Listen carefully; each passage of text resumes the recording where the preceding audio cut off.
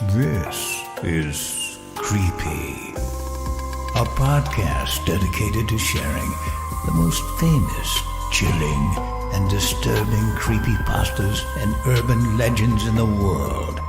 Whether these stories truly happened or are simply fabrications is for you to decide. These stories may contain graphic depictions of violence and explicit language. Listener discretion is advised. Creepy presents The Rental.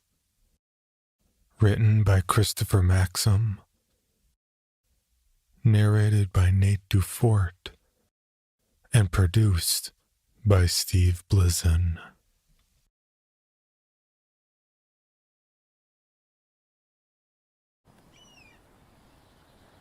I stood still for a moment, awestruck. The pictures didn't do it justice.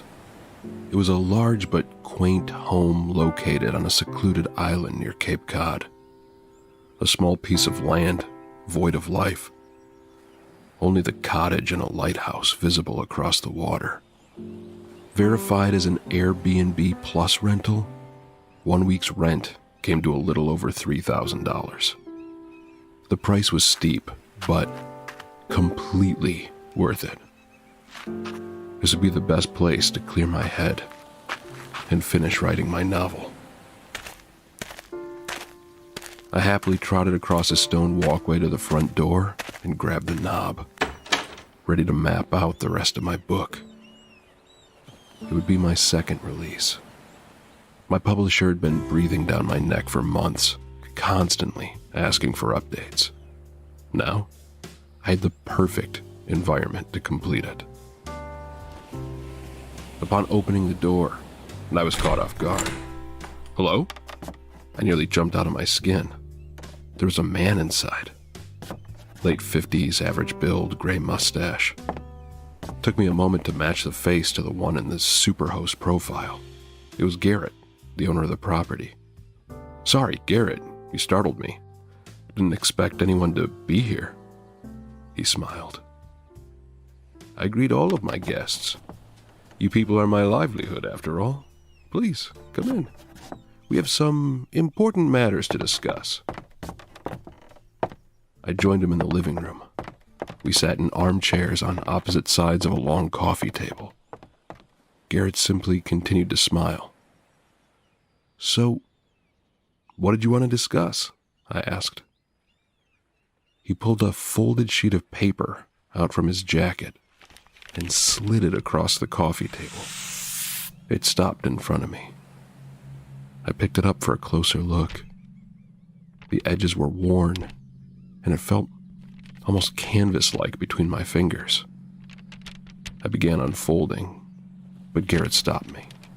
Don't. You'll have plenty of time for that later. Just listen. I looked up at him, confused but compliant. The house has been in my family for generations. Staying here can be a rewarding experience, but it can also be a dreadful one if you're not careful. Come on, Garrett. Don't tell me the place is haunted. I was the only one smiling now. Garrett looked at me, thoroughly unamused.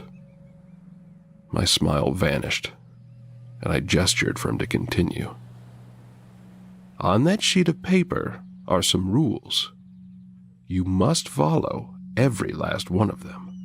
There are no exceptions, so long as you do this, your vacation will be a pleasant one. With that, Garrett stood up from the chair and walked to the front door. He turned to me on his way out and offered a final sentiment before leaving. Follow the rules, Jack.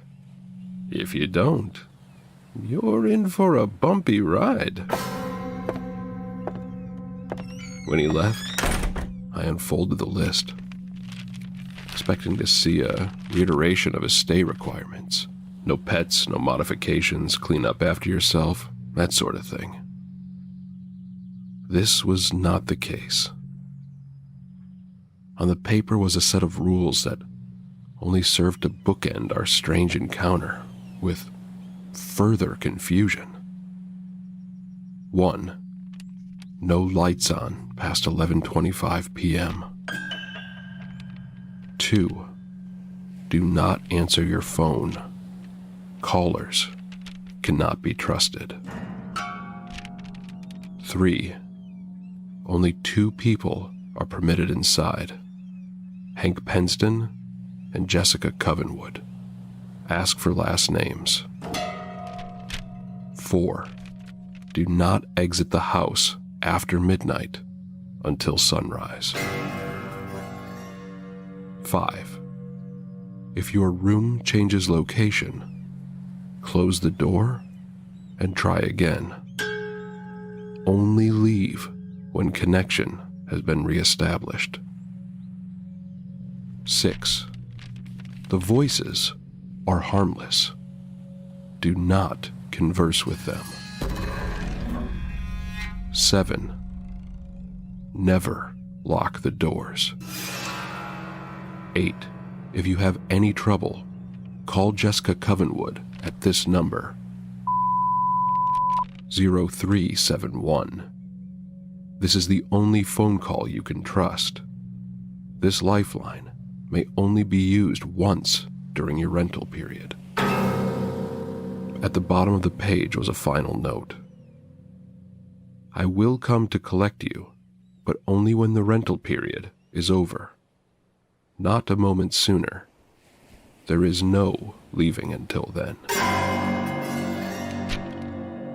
As I sat there, mulling over the list, it all became clear. Garrett was a lunatic. Either that or this was a poor attempt at humor. Either way, I brushed off our meeting and the list of rules altogether, placing the paper on the coffee table, where it stayed for the rest of the night. A majority of the first night was peaceful. Of my novel's final 6 chapters that needed completing, I was able to stay up late and finish 2 of them. First drafts, at least. There was still a lot left to do. My final days on the island would have to be spent proofreading the entire manuscript and filling cracks in the narrative before sending it to my editor. Still, 2 chapters was not a bad night's work, all things considered. After patting myself on the back for a job well done, I looked at my phone. It was 12:18 a.m. My lips spread into a slight smile as I looked at the desk light, wavering in and out of life.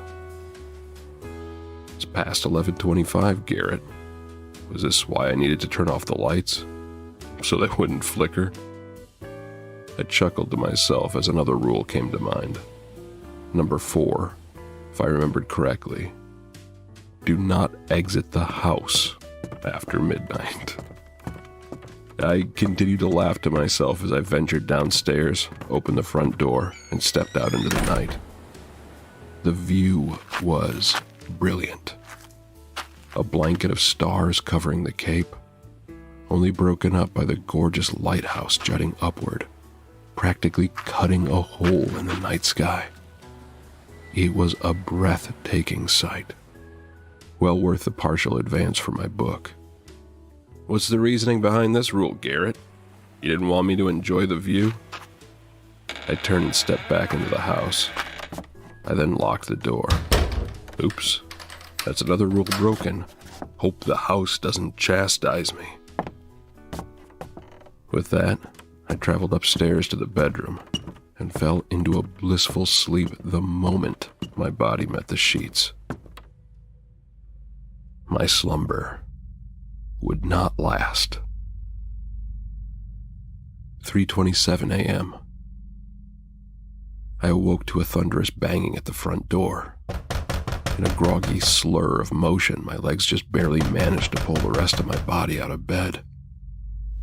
Practically sleepwalking, I eventually made my way downstairs and opened the door. Outside, there were no longer any stars. Their light was replaced with a thick fog, rolling over the ocean. The water and air were still, frozen in place. There was no one there but me. I closed the door and went back to bed, certain that the sounds I heard were remnants of a dream overlapping with waking life. My body fell onto the bed, and sleep took hold once more. 4:42 a.m. I awoke again, ripped from a dreamlike state where I was turning in my novel to the publishing house. For whatever reason, in this dream, Garrett was my boss. He held the manuscript to my face and flipped the pages, revealing a lack of ink. "There's nothing here, Jack. All that time and nothing to show for it." He continued to flip through before stopping somewhere in the middle. Unlike the other pages, this one had text. The words were familiar, but they weren't written by me. Garrett's rules painted the page, the pitch black ink slowly dripping from the paper. His form soon followed, melting onto the floor below. "You should have followed the rules, Jack." That's when I sprung to life, my heart pounding as I sat up in bed. The sound of pages turning rang in my ears, but it hadn't leaked over from my nightmare. Over on the desk was my manuscript, its paper wildly flapping about. My heart nearly sank before I noticed a chill in the room. I had left the window open. It was just the wind. Relieved, I shut the window and went back to sleep. 5:19 a.m. No sound woke me this time. Instead, it was nature calling, beckoning me to take a late-night trip to the bathroom. Fortunately for me, this would not be an easy task. Upon opening the bedroom door, I was greeted by a deeply unsettling sight. It was a hallway, not the hall that should have been there, mind you. An entirely different hallway, noticeably different. It was narrow, almost too thin for a person to walk through, and it was long, very long, seemingly longer than the building itself. Lining the sides was a plethora of doors, more doors than I knew the house to have. It was, by all means, unexplainable. I rubbed my eyes to test their acuity. The hallway was still there. I wondered for a moment if I was dreaming, but quickly discarded the notion, certain that I could tell the difference between what was real and what wasn't. But if not a dream, then what? With an air of hesitance about me, my feet pattered into the narrow void. I tried each door along the way, but they were all locked. Halfway in, a harrowing sound cut through the air. I turned my head to see that the bedroom door had shut itself. Running back and turning the knob was futile. It wouldn't budge. Without a whole lot of options, I continued down the hall. At the end was a final door, different than the rest. Affixed to it was a plaque with a designation, like one you might see in a hotel. According to the text, it was room 371. The knob offered no resistance as I turned it, and gently pushed the door open. There was no light inside. Still, I could make out something standing in the center of the room, facing me. It was a shadowy figure, slightly darker than the blackness around it. A vague glow outlined its form. It was tall, taller than any man. I had the inclination to close the door and turn back, but fear kept me anchored in place. My breathing became erratic and my heart rate soared to new heights as it took a step towards me. In a flash, it lunged to my position. Everything went black. My eyes opened to sunlight pouring into the room. I was back in bed. This was strange. Every bone in my body told me it wasn't a dream, but rational thinking dictated otherwise. I had no choice but to entertain the idea that I was having vivid night terrors in the face of a fast-approaching publishing deadline. The sooner I finished the book, I thought, the sooner they would vanish. Though it didn't sit well with me, it was the only explanation I had. My phone buzzed on the bedside table. I knew who it was, but with my deadline on the horizon, I couldn't afford the distraction. When the buzzing ceased, I crawled out of bed and started the day. My first few hours awake were productive. I was able to write over half of the next chapter and tweak some finer details throughout the rest of the book. My progress was, however, impeded by a knock at the front door. Unlike the night previous, there was someone out there. A man. "Can I help you?" I asked, confused. "Was hoping I could help you, actually. The name's Hank. I'm a locksmith from the mainland. Garrett sent me to check the locks on all the doors." I pondered for a moment, then grabbed the list of rules from the coffee table. I looked it over before meeting Hank back at the door. "Well, it looks like you're on the list." "Splendid. May I come in then?" An unnaturally wide smile danced across his cheeks. "Yeah, sure. Come in." Hank walked past the threshold and sighed. There was a long moment of silence before he spoke again. "What a lovely place. Can't wait to sink my teeth in and get to work."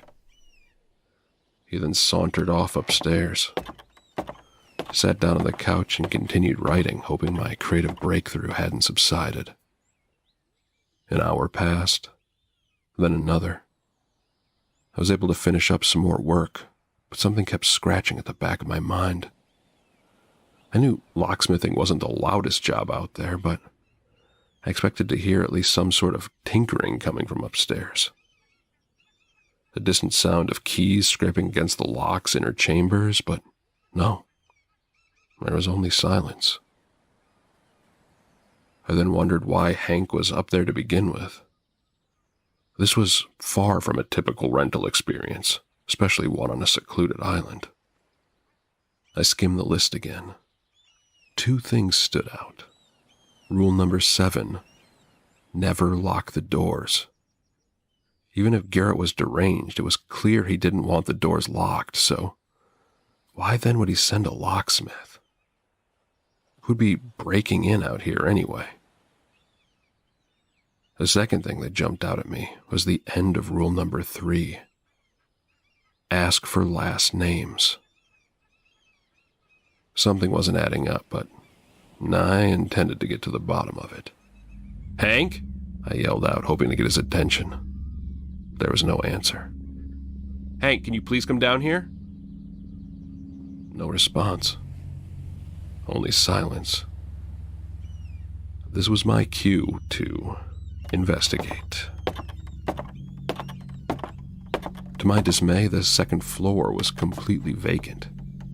I scoured every room, every nook and cranny the house had to offer to no avail. Hank was nowhere to be found, and I couldn't make heads or tails of it. How could a person just up and vanish like that? I returned to the first floor. Hank was there, sitting on the couch, looking over my manuscript. There was no way he could have snuck by me. "Say, this is pretty good. Wonder how it's going to play out. Help me out here, Jack. Is there a happy ending? Or does the man succumb to his own demons?" I stood, frozen at the bottom of the stairs. "Hank?" I asked. "What's your last name?" A grin formed beneath his nose. Radin. The name's Hank Radin. Why do you ask? I looked down at the list in my hand. Penston. His name was supposed to be Hank Penston. No reason, just curious. Hey, do you mind tossing me my phone? Hank looked down at my phone on the coffee table. A few moments passed before he grabbed it and looked over at me.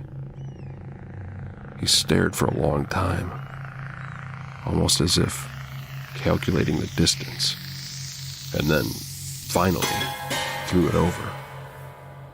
I caught it and ran for the front door. Thanks, I'll be right back. I sprinted to the edge of the island, unsure of who or what was inside the house. It was becoming ever apparent that Garrett might not be so crazy after all. Something truly strange was afoot, and I wanted no part of it. At first I called the ferry station. No answer. Then Garrett. Still, no answer. Before I could try another number, my ex-wife called. I'd been ignoring her calls for weeks. Charlotte, thank God. I'm at an Airbnb off the Cape. I need you to... She interjected. Leslie's dead, Jack. My blood ran cold. It was said with the same tone and resentment as it was 2 years before. All at once, the floodgates opened, and a slew of memories poured in. Ones I had tried desperately to repress. Leslie was our daughter. Before Charlotte and I divorced, she was struck by a car on her way home from school. Charlotte was at work and I was supposed to pick Leslie up, but I was too wrapped up in my first novel. I forgot all about her. My own daughter. She walked a good mile before the collision, and I never forgave myself. Neither did Charlotte. Charlotte, why are you saying this? Tears rolled down my face. She's dead, Jack. It's your fault. My baby is dead. All because of you. Her voice became louder and less distinct, until I could barely recognize the cadence. An inhuman growl. You're to blame, Jack. You belong where you are. I hope you rot in that house. I looked down at the list, now stained with a steady stream of droplets dripping from my cheeks. And that's when I remembered rule number 2. Do not answer your phone. Callers cannot be trusted. As much as it pained me, I hung up on her. It wasn't real, but it sure as hell felt like it was. I wiped away my tears and looked at the last rule. Braving the fierce currents of the ocean likely wouldn't end well. The shore nearly 16 miles away, so Jessica was my only hope. The only phone call you can trust, according to Garrett. I dialed the number and waited. After 2 tones, my ear was met with a female voice. You broke a rule, didn't you? A few, actually, give or take. She let out a sigh. Did you let anyone in? Yes, Hank. Hank Penston? No, Hank Radin. There was another disappointed sigh. Okay, listen carefully. I want you to go to the back of the house, but act natural. No sudden moves or conspicuous behavior. Any slight change in your attitude could set him off. Walk slow and be cautious. Okay. I did as instructed. On my way around the house, I looked through the window. Hank was no longer in the living room. There was a slight spike in my adrenaline, but I held my composure until turning the corner, that is.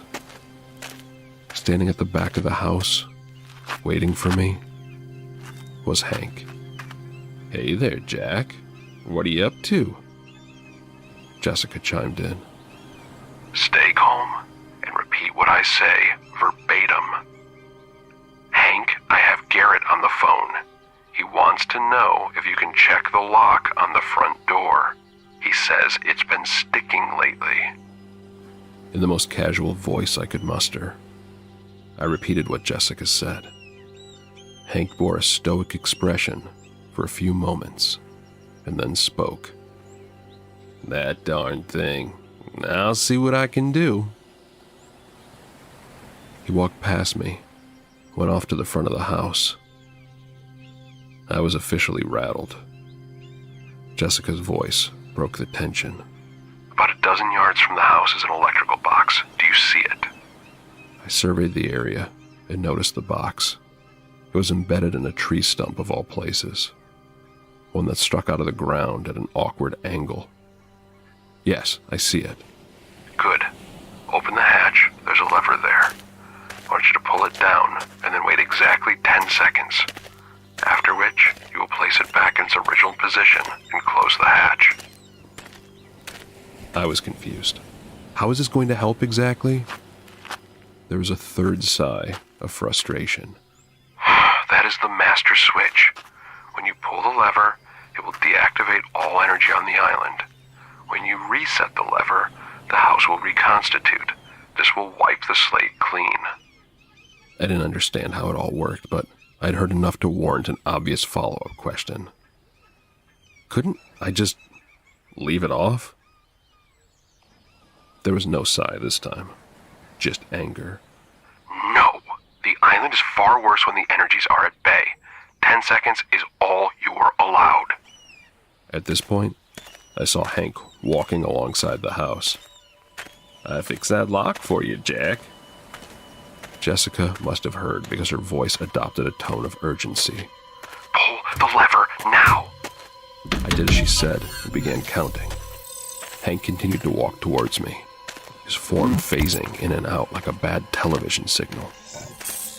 "Jack, what are you doing? Need a hand?" His pace grew faster till his walk became a run. My heart was pounding. Just as he was closing in, the 10 seconds were up and I forced the lever back. Hank vanished completely, and the stump receded into the earth below. I fell back onto the ground in relief. Jessica, we did it. Click. Clearly, she wasn't as pleased with the victory as I was. And that was fine. I was just thankful to be alive. Once inside the house, I laid down in bed and held the list to my face, scrutinizing every last detail. I was determined not to break another rule for the rest of my stay. That night was peaceful.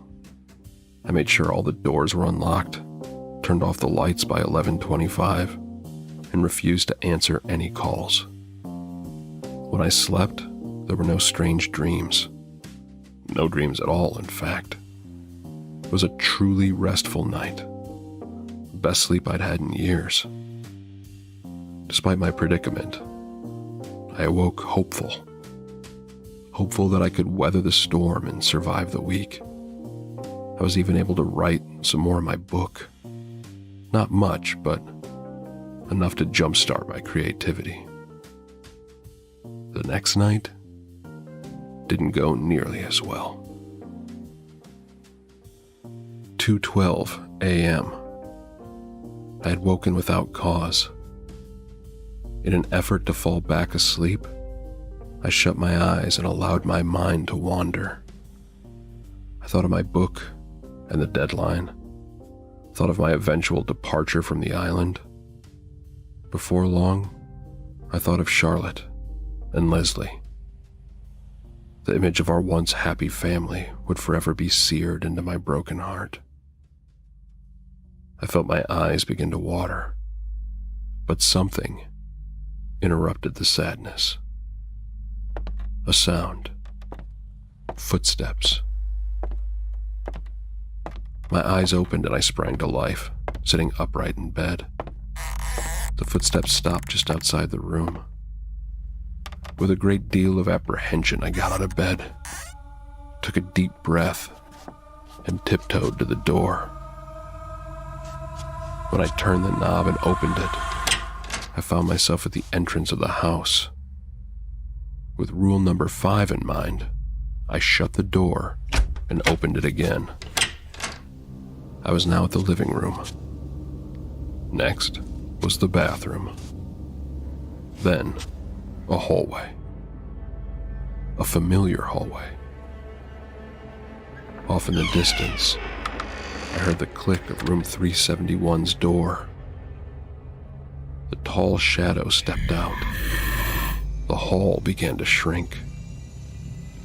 The figure closed the gap between us in a matter of seconds. Luckily, my will to live outweighed the fear that held me in place. I managed to shut the door, just in time to prevent my demise. When I opened it again, the room was back where it was supposed to be. 3:47 a.m. Just as I was finally drifting back to sleep, the voices started. "Hey, Jack, enjoying your stay?" Though frightened, rule number 6 came to mind, and I followed it. The voices were harmless, and I was not to converse with them. "What's wrong, Jack? Hung up on Garrett's rules? That's no fun." I closed my eyes as the voice grew louder and hid beneath the covers. "Don't hide, Jack. We won't hurt you. Honest." The footsteps were back, walking outside the room. They stopped at the door. "He's here now, Jack. I can tell you how to make him go away, but you have to talk to me." The door creaked open, and the footsteps recommenced, walking over to the side of the bed. "He's leaning over you now. I can make him leave. Just say the word." I couldn't give in to the ploy. I had to obey the rules. But then, there was a tug on the sheets. My heart nearly stopped. "Wake up, Jack!" I jolted to a sitting position. The room was empty and the door shut. It was a dream. But that didn't explain the hand-shaped impression on the edge of the bed. No matter the culprit, I would endure the torment. It was only a week. You can get through this, Jack.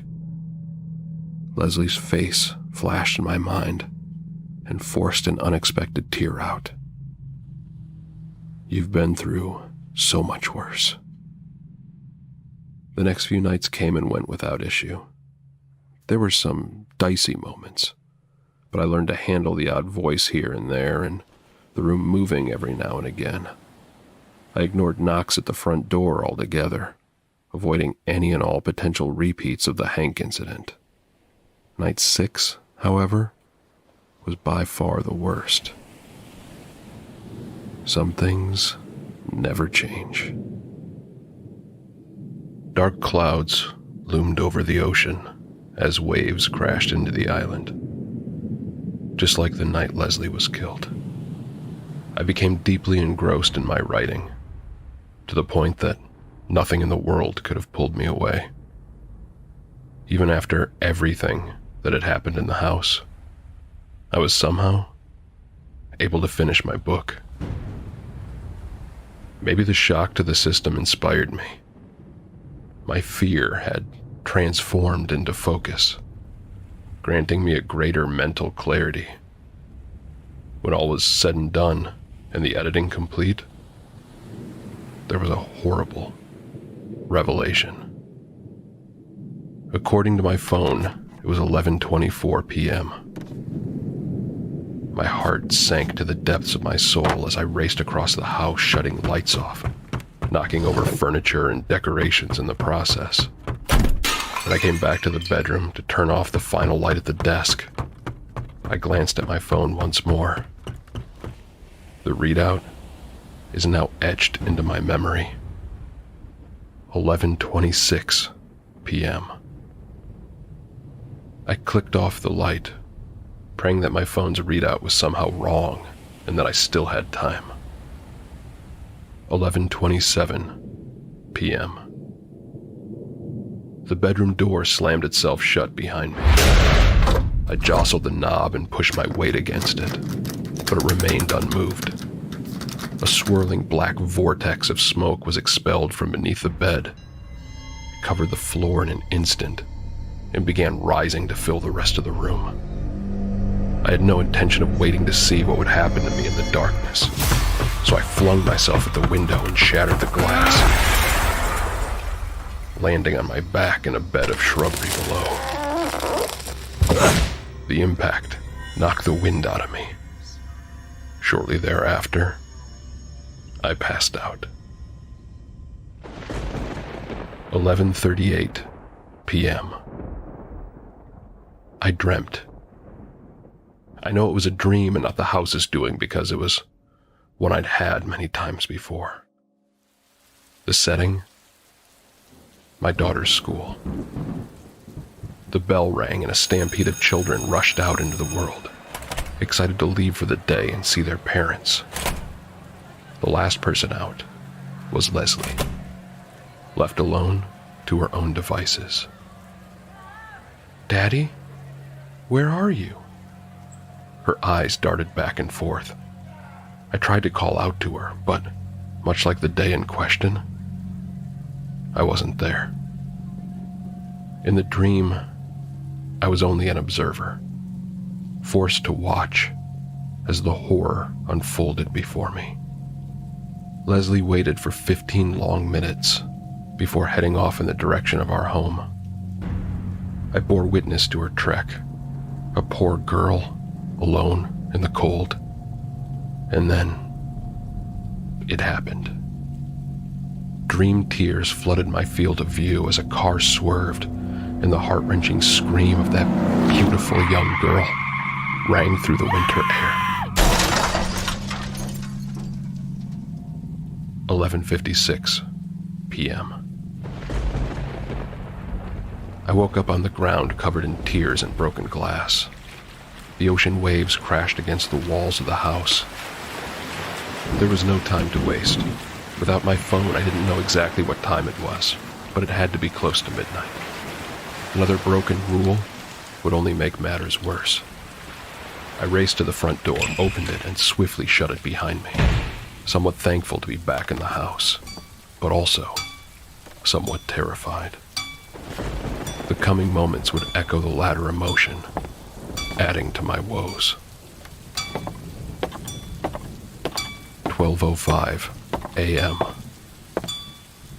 I was able to open the bedroom door and retrieve my phone. Luckily, the smoke had vanished. Upon venturing back down to the living room, I was shattered, just like the glass on the ground outside. There, sitting on the couch, where Hank sat before her, was Leslie. My Leslie. I reached the bottom step and nearly fell to my knees, almost forgetting to breathe in the process. She was the same, exactly the same, every feature identical to the day I last saw her. How was this possible? "Hi, Daddy." Her voice pulled a wave of emotion out of me, stronger than anything I'd ever felt before. Was it really her? Was this really my precious Leslie brought back to life? Surely this wasn't the house's doing, was it? "Sweetheart, is that you? Is it really you?" She looked over at me with innocent eyes. "Yes, Daddy, it's me." I ran over to her and shook her in my arms, my face now drenched in an ocean of tears. "Oh, Leslie, sweetheart, I missed you so much." I pulled away to get a better look at her. That's when I saw it. For an instant, in between blinks, her eyes were solid pools of black. This was not my Leslie. I backed away at once. "What's wrong, Daddy?" I continued my retreat to the stairs. "You're not real. This isn't real. We buried you." Her next words stopped me in my tracks. "No, Daddy. You buried me."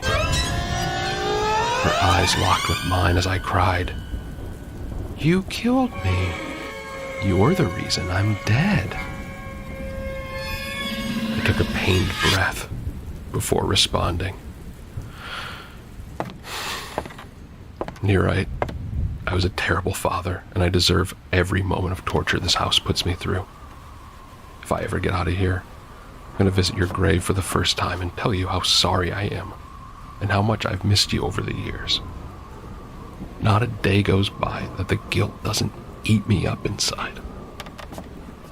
I swallowed the lump in my throat and wiped away the tears as she looked up at me, her head tilted in observation. "But you're not her." I ran up those stairs as fast as I could. Leslie's piercing screams echoed through the house, followed by the sound of every window breaking in reaction to the pitch. Once in the bedroom, I closed the door behind me and slid down into a sitting position on the floor against it, utterly defeated and emotionally drained. I pulled out my phone and dialed Jessica's number. After 2 tones, she picked up. "What is it this time? Don't tell me you've broken another rule." "I think I'm going to die tonight, Jessica." Her perturbed tone vanished, replaced with concern. "Jack, what did you do? What's going on over there?" "I can't fight it anymore. It's too much." As much as I wanted to live, I could feel myself giving up. I don't even know why I called her. She couldn't help. The lever was gone, and it was past midnight. The storm outside was destroying the house. Soon, I'd be swept out to sea, never to be heard from again. "Hold on, Jack. I'll be there soon." Click. She wouldn't be coming. Even if the ferries ran that late, they wouldn't dare operate in a storm that violent. The end was near, and I could feel it. 1:13 a.m. After a good long while of wallowing in self-pity, there was a knock at the front door. Jessica? No, it couldn't be. I cautiously exited the bedroom and slowly descended the staircase to the living room below.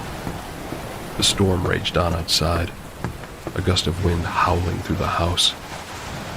In reaching the bottom step, I noticed that the coast was clear. Leslie's ghost was nowhere in sight. As quickly as I could without drawing any unwanted attention to myself, I pattered over to the door and opened it. Behind it was a beautiful woman in her 30s, black hair, peach skin, and a tasteful spattering of freckles on either side of her nose. "Jessica?" I asked. "Who else would it be?" Her voice and sassy attitude answered my question in spades. I stepped aside and she barged in, clearly upset. I closed the door behind her, careful not to lock it and risk breaking another rule. I was less scared of the supernatural consequences than I was of Jessica's fury. "You really had me worried, Jack. What did you do, anyway?" Before I could answer, a small figure appeared from behind the couch. It was Leslie. Jessica followed my gaze and looked across the room. "Jack? Who's that?" "My daughter." "I didn't know she was here with you." "You don't understand. My daughter's been dead for 2 years." Jessica backed up to the door where I was standing. "Oh, I see." Just as before, Leslie let out an awful shriek that rang through the house. It was louder than before, much louder. Jessica turned to me, our hands cupping our ears. "Jack, we need to get out of here. Follow me." We raced past Leslie and up the stairs to the bedroom. Okay, Jack, let's get going. She shut the door and opened it. She continued this routine, revealing the many rooms of the house. At one point, it opened up into the living room. Jessica quickly slammed it shut before Leslie could make her way in to get us. Finally, it opened up into the hallway. Yes, that hallway. Jessica grabbed my wrist. Come on, let's go. I yanked my arm back in refusal. Are you insane? I've been in there, and I don't plan on going back. Have you seen room 371? Jessica let out one of her signature sighs. Yes, I know all about it. So long as we get to where we're going before the shadow notices, we'll be fine. Now come on, we don't have a whole lot of time here. I reluctantly respected her wishes. I wasn't keen on facing that ominous stretch of hall again, but Jessica's advice hadn't failed me yet. Besides, I was ready to die just an hour ago. Whatever fate would befall me in there couldn't be any worse than seeing my dead daughter resurrected. Okay, Jessica. I'm ready. 1:36 a.m. Matching each other's pace step for step, we disappeared into the dark hallway, the bedroom door closing behind us. I whispered so as not to wake the beast. Where are we going anyway? None of the doors down here open. Without hesitation, she answered, one does. It took a moment for it to sink in. No, Jessica, are you serious? I can't go in that room. It lives in there. She turned to me and put her hands on either side of my face. She stared into my eyes with a look of pure kindness. I was taken aback by the unexpected intimacy. Jack, you need to calm down. Just trust me. We're going to be fine. I promise. As far as explanations go, that was pretty vague. Still, it was reassuring. I can't explain it, but I was compelled to believe her. There was something about Jessica I really liked. A warmth that radiated around her. A contagious, soothing force. We continued down the hall, and I didn't bring up my reservations again. 1:42 a.m. We reached the door. This was it, the moment of truth. I was about to open it when Jessica pulled my hand back. In order for this to work, you need to knock 3 times. No more and no less. I nodded in agreement. I raised my hand to the wood and knocked precisely 3 times. A deep anxiety racked my nerves as the anticipation grew. After a few moments, the door was pulled open, revealing the shadowy figure within. It stepped away and motioned for us to enter. I looked over to Jessica for approval. She nodded and followed me in. The entity softly closed the door behind us, and then walked over to where we stood and changed. Its dark form turned to light, illuminating the rest of the room. It was the bedroom, only it wasn't exactly the same. Something was amiss. I couldn't quite put my finger on it. It just felt different. The bright figure then shrunk down to a glowing orb and drifted away, phasing through one of the walls, leaving us by ourselves. Moonlight shone through the window. The glass wasn't broken anymore. There was no storm outside. Everything was pristine. Jessica, what just happened? This is the house's safe space, a fail-safe for when too many rules are broken. She could tell I wasn't following.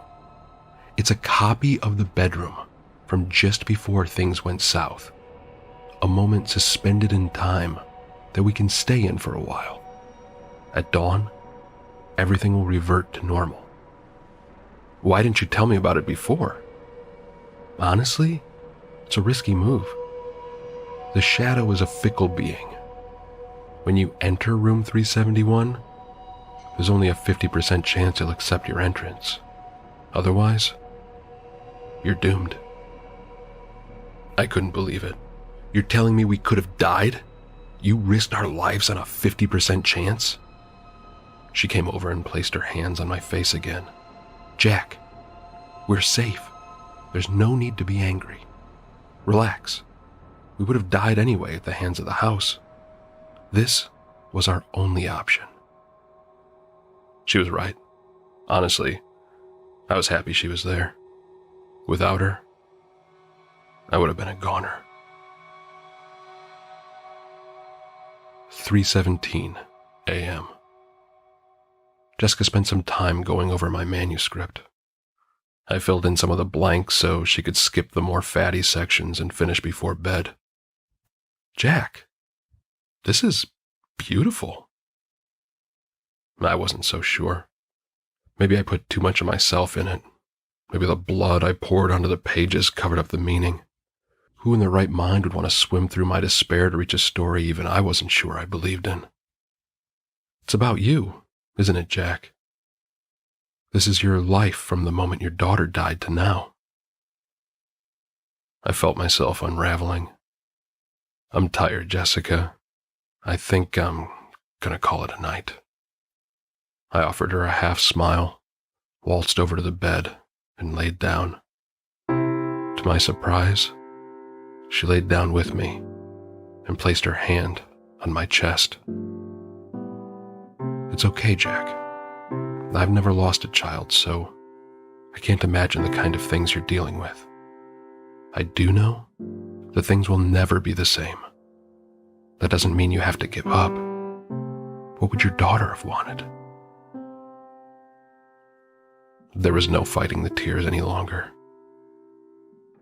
You don't understand, Jessica. I'm responsible. She was waiting for me when it happened. I was her father, and I wasn't there for her when she needed me. Jessica didn't respond.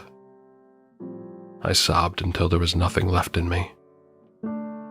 When the moment passed, I asked her a question. Why do these things happen here? Honestly, I don't really know. We turned to each other. Her warmth reared its head again, inviting me to come to it. Our lips met, and with it, an intense feeling was born. Like nothing I'd ever felt. A somber, quiet energy filled the air and coated the room. In a turn of events I will never fully fathom, Jessica and I made love. 5:32 a.m. Jessica fell asleep in my arms. I stayed awake, content for the first time in years. Then, a familiar disembodied voice burrowed into my ear and poisoned my mind. What you're feeling isn't real. By this point, I was all too familiar with the voices and their antics. I ignored its statement. She does this to every tenant. She's a seductress. I was tempted to reply, but conversing was forbidden. I couldn't afford a broken rule this close to the finish line. Only 2 people are allowed in, Jack. 2. It's a simple rule. What did that have to do with anything? What was the voice up to? Jessica was one of the 2. Despite my unrest, I continued to bite my tongue. Always ask for last names. There was a moment of pause before the realization washed over me. I gasped. A rule had indeed been broken. I jumped and backed into the corner of the room. Jessica was standing next to the bed. I hadn't even seen her get up. Jack, are you okay? My breathing became labored. It was hard to construct my query in a normal fashion. Jessica, are you really you? What is your last name? The light left her face. Her now empty eyes cut right through me. I slid to the floor. A long period of silence passed before anything changed. before she changed. 5:51 a.m. Jessica's face widened. Her eyes became large, as if physically engorged with bloodlust. She lunged at me. I dodged the attack and hit the door hard. I reached for the knob, but it wouldn't turn. Jessica's new form spoke, a gurgling metallic sound that ricocheted off the walls. "It looks like you're stuck with me, Jack." She lunged again. I slid under the bed to escape her reach.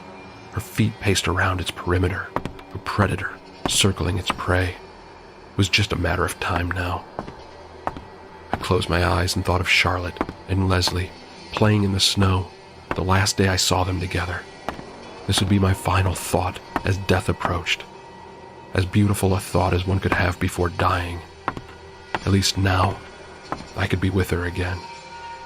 A pained outcry from Jessica broke my concentration. The light in the room had changed. I rolled out from underneath the bed and saw her writhing in the corner. The sun was coming up over the horizon outside. This was my chance. I raced over to Jessica and clenched her neck.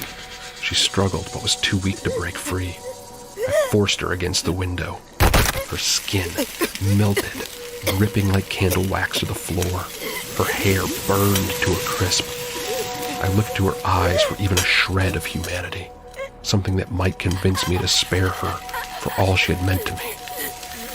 There was none, only malice. In that moment, I sincerely wished that she had been real.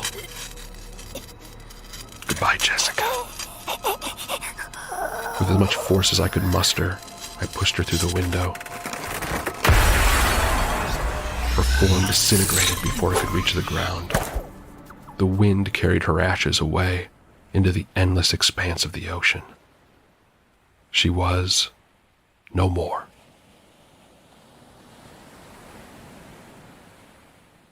The house was still.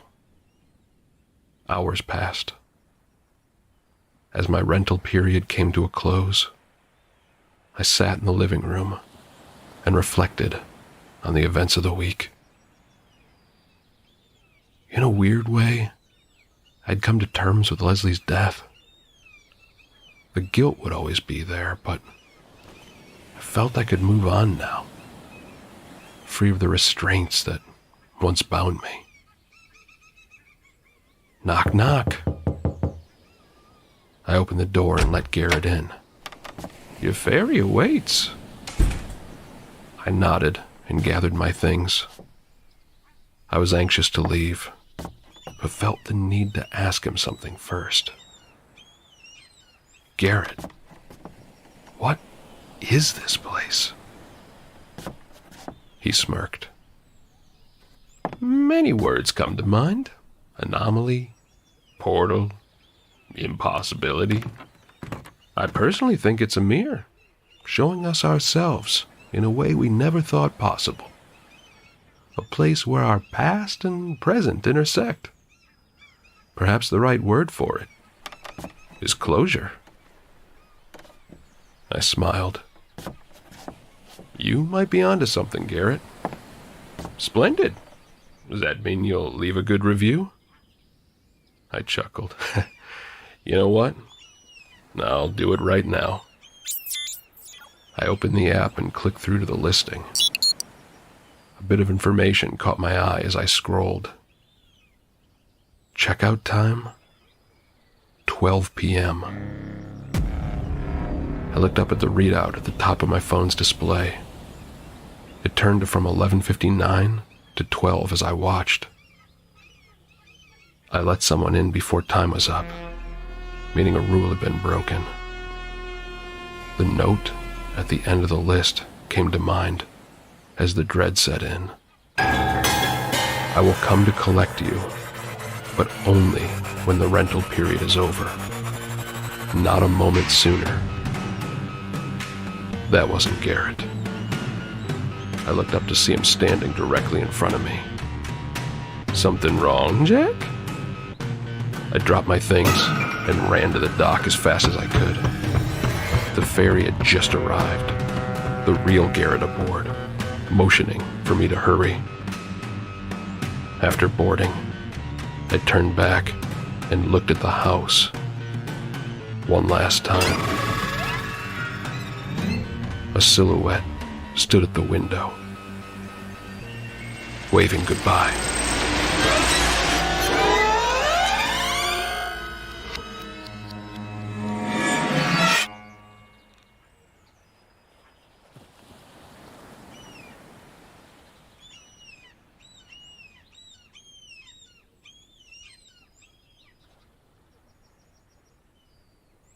For more information, including pictures and videos of the stories told on this podcast, please visit creepypod.com. If you'd like to submit a story for consideration or recommend a story, please see our submission page at creepypod.com/submissions. All stories told on this podcast are done so through Creative Commons Share-alike licensing or with written consent from the authors. No portion of this podcast may be rebroadcast or otherwise distributed without the express written consent of the Creepy Podcast production team and the story's author. The Bloody Disgusting Podcast Network, home of horror queers, genre commentary from the LGBTQ perspective, SCP archives, The Boo Crew. Listen free wherever you stream audio and at bloodydisgusting.com/podcasts.